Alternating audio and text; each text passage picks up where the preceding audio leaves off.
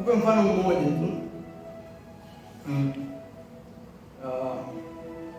Kuna baba mmoja. Sasa hapa tunataka tuone jinsi Mungu anapoachilia vitu kwenye maisha yako. Kuna baba mmoja alikuwa na mtoto wake mmoja, alikuwa na farasi wake mmoja. Siku ya kwanza farasi akaenda porini. Wanakijiji wakamsaidia kumtafuta, wakamkosa. Wakabaki kumpa tu pole sana. Hakika hili jambo ni baya kwao. Kwa maana alikuwa naye mmoja ndio anamtegemea kwenye kila kitu. Lakini as long as aliendelea kuamini kwenye utendaji kazi wa Mungu.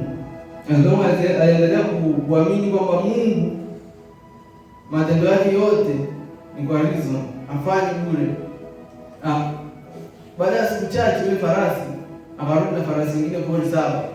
Baada ya kurudi na farasi pole 7, wanakijua kaja tena kumpongeza, safi, hongera, hili jambo jema. Baada akaendelea kutrust. Kesho yake mtoto akatoka na farasi pori, akaenda akamruka akavunjika mguu. Akavunjika mguu, wanakijiji akamwambia tena pole, hili jambo ni baya. Siku nyingine tena wakapita watu wanachukua vijana wenye nguvu, wakapigana vita. Wakamkuta yule kijana amevunjika mguu akaachwa, vijana wengine wote wakachukuliwa. Wakaenda tena kile alichokita kibaya, wakaenda kumpongeza kama ni jambo jema.